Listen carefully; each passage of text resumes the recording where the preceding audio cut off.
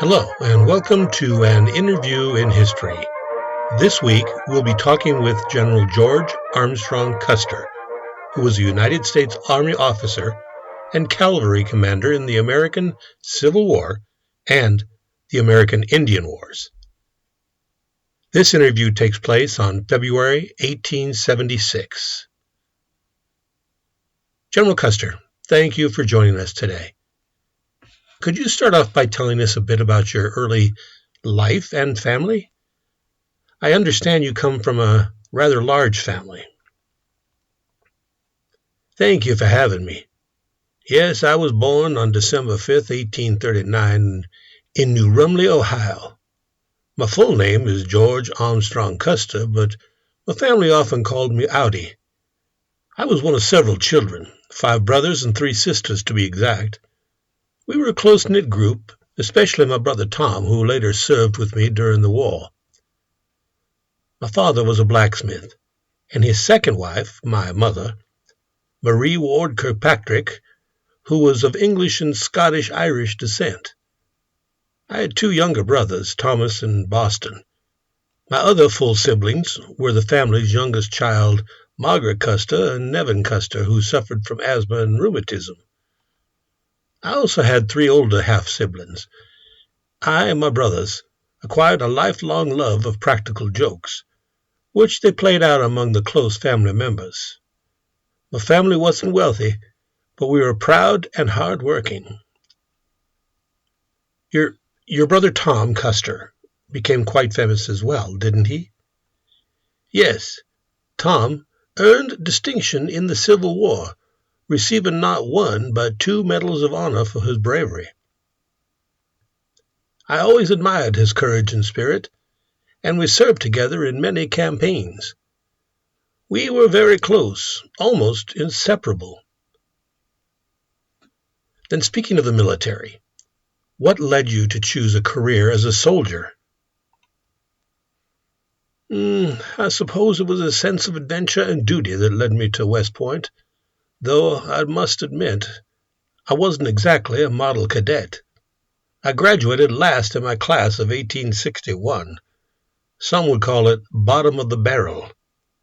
In my 4 years at West Point, I amassed a record total of 726 demerits, one of the worst conduct records in the history of the Academy. But the outbreak of the Civil War gave me a chance to prove myself, and I was determined to make my mark. War, in a way, became the great equalizer. I quickly rose through the ranks, partly due to my daring nature and willingness to take risks on the battlefield. You became quite famous during the Civil War, especially at the Battle of Gettysburg. Can you tell us more about that? Yes. Gettysburg was one of the defining moments of my military career. I was a young brigadier general at the time, leading a brigade of Michigan cavalry. On the 3rd day of the battle during Pickett's charge, we were tasked with stopping J.E.B. Stuart's cavalry from attacking the Union rear. I gave the order to charge, and we engaged in some of the fiercest hand-to-hand combat I had ever seen. It was a hard fight, but we held the line and helped prevent the Confederates from breaking through. The victory cemented my reputation as a bold and aggressive commander. Bold indeed. You're also known for your flamboyant personality and distinctive appearance, especially that long golden hair. How did you balance that persona with the realities of war? I suppose I always had a bit of a flair for the dramatic. The way I saw it, a soldier had to inspire his men, not just through orders, but through presence. The long hair, the tailored uniforms, they were all part of my image. But it wasn't just for show. I led from the front, and I expected my men to follow. It's true that I took risks, but in war, sometimes you have to gamble to win. So it sounds like you were always a bit of a rebel. Yes, throughout my life I tested boundaries and rules. The local minister remembered me as the instigator of devilish plots during both the service and in Sunday school. On the surface, he appeared attentive and respectful, but underneath, The mind boiled with disruptive ideas. A fellow cadet recalled me saying there are only two places in a class, the head and the foot, and since I have no desire to be the head, I aspired to be the foot. A former classmate once said, "It was all right with George Custer, whether he knew his lesson or not. He simply did not allow it to trouble him." Well, you certainly took risks. Now, let's shift gears a bit. Can you tell us about your personal life? Your wife, Libby, played a significant role in your life. Oh, Libby. I married Elizabeth Clift Bacon, whom I'd first seen when I was 10 years old. I'd been socially introduced to her in November 1862, when home in Monroe on leave. She was not initially impressed with me, and her father, Judge Daniel Bacon, disapproved of me as a match because I was the son of a blacksmith.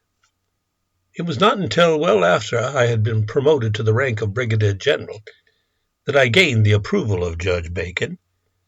So I married Elizabeth Bacon 14 months after we formally met on February 9, 1864. She was my constant companion and the love of my life. Although military life kept us apart during campaigns, we rode each other often. Libby traveled with me when she could, living the rough life of a frontier wife. She stood by me through everything, war, hardships, and all the ups and downs. Did you and Libby have any children? Unfortunately, we didn't. We always longed for children, but it wasn't to be. Libby remained devoted to me. Moving on to your battles in the Western frontier, how did you approach the challenges of fighting Native American forces, especially during your time in the Indian Wars? After the Civil War, I was assigned to the Western frontier where the U.S. government was expanding its influence. It was my duty to confront Native American tribes resisting this expansion, particularly the Lakota Sioux and Cheyenne. These were skilled and determined warriors. The Great Plains was their territory, and they knew it far better than we did. Many of these battles were challenging, and while I was known for my aggressiveness in war, I always respected the abilities of my adversaries. They fought bravely to defend their way of life. Okay, and then this brings us to your upcoming battle at Little Bighorn. What can you tell us about the events leading up to that day? Little Bighorn. In June of 1876, I will lead the 7th Cavalry as part of a larger campaign against the Lakota and Cheyenne. We have received reports that a large native encampment was located near the Little Bighorn River in Montana. I am confident that my regiment could strike quickly and scatter their forces before they have time to mount an effective defense. My plan is to divide my men into 3 groups, planning to attack from different directions. I will lead one group myself. General Custer, can you walk us through how you will prepare for the battle? What's your strategy leading up to that day? Certainly. In the weeks leading up to the battle, we will be part of a larger campaign led by General Alfred Terry to suppress the resistance of the Lakota Sioux and Northern Cheyenne, who had refused to move to reservations. Our mission is to locate and engage any Native American forces in the region. We have reports from scouts and intelligence suggesting that a large Native camp was near the Little Bighorn River. The first step in preparing for the battle is reconnaissance. I have experienced scouts like Mitch Boyer and a group of Crow and Arikara scouts who scouted ahead and provided information on the enemy's movements. They confirmed that the encampment is larger than expected. Have you made any specific tactical decisions based on this information? Yes. I knew that speed and surprise were crucial. My strategy is to launch a swift attack before the native forces have a chance to organize. I also believed that if we hit them hard and fast, the sheer impact of the attack would cause them to scatter. It was a tactic I had used before with success during the Civil War. I have made the decision to divide my regiment into 3 battalions to approach the encampment from multiple angles. But why did you decide to divide your forces? I believe it's the best way to surround the camp and prevent the warriors from escaping. I'll send Major Reno with 3 companies to charge directly into the camp from the south, while Captain Benteen will be ordered to sweep west and block any potential escape routes. I will lead the remaining 5 companies on what I believe to be the decisive approach along the ridge to strike at the camp from the north. I don't believe we will face the full force of their warriors at once. I expect that our sudden attack will catch them off guard, causing disarray. How will you ensure your men are prepared for such an engagement? The men of the 7th Cavalry are seasoned troops, many of them veterans of previous battles. They will be equipped with Springfield carbines and revolvers. In terms of morale, my men are ready to fight.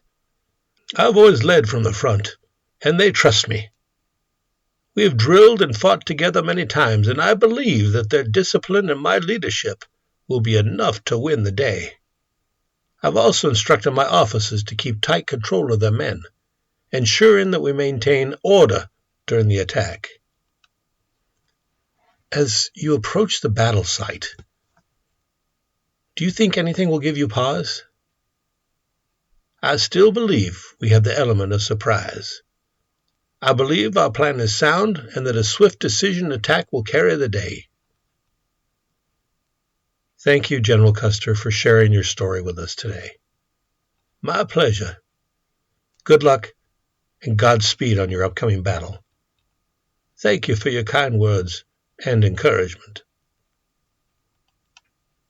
Custer's preparation for the battle was characterized by his confidence in his tactical approach, his reliance on speed and surprise, and the trust he placed in his troops. However, his underestimation of the native forces and the decision to divide his regiment would ultimately lead to the devastating outcome at Little Bighorn. General George Armstrong Custer died during the Battle of the Little Bighorn on June 25, 1876. He and his men of the 7th Cavalry were surrounded and overwhelmed by a coalition of Lakota Sioux, Northern Cheyenne, and Arapaho warriors, led by chiefs like Sitting Bull, Crazy Horse, and Gall. Custer's death occurred during the last phase of the battle, often referred to as Custer's Last Stand. After underestimating the size and strength of the native forces, Custer and about 210 of his men became separated from the rest of the 7th Cavalry and were quickly surrounded. Custer tried to make a defensive stand on the hill, but his forces were outnumbered and outgunned by the warriors, who attacked from all sides. While there are no definitive accounts of Custer's final moments, as no one from his immediate command survived, it's generally believed that he was shot multiple times, likely in the chest and the head. His body was found alongside those of his fallen men, with no signs of mutilation, a fate suffered by many of the other soldiers, possibly because native warriors recognized Custer as a high-ranking officer. Custer died, along with his brothers Tom and Boston Custer, as well as other family members and officers close to him. His defeat at Little Bighorn has become one of the most famous battles in American history, and his death marked the end of his controversial career. And now, another forgotten history. 3 very interesting women warriors were a Buffalo Calf Road woman who was Cheyenne, Pretty Nose was an Arapaho chief, and Goyen, who was Apache. Buffalo Calf Road woman was a warrior for the Cheyenne and fought many battles in a leadership role. She also fought in the Battle of the Little Bighorn. She charged Custer grabbed his saber, and stabbed him, knocking him off his horse, killing him, according to Cheyenne elders. Buffalo Calf Road woman wasn't the only woman warrior at the Big Horn that day. Arapaho chief Pretty Nose fought there too. She lived to 101 years, and her grandson also served in the Korean War as a Marine, and later became an Arapaho chief, just like his grandmother, Pretty Nose. Another woman warrior was Goyen. She was an Apache and rode with Geronimo. Her first husband was killed in a Comanche raid. Goyen tracked the Comanche chief who killed her husband back to his camp, where she found him watching a victory dance. Goyen slipped on a buckskin dress and joined the dance. She then seduced the chief, and they went back to his teepee. She killed him with his own knife, stole his breechcloth, his moccasins, and his horse. She rode back to her tribe and gave the clothes to her dead husband's parents, to prove she had avenged his death. She later fought with Geronimo and was still with him when he finally surrendered. Next week, we'll be talking with Betsy Ross, the upholsterer that sewed the second American flag. Until then, take care.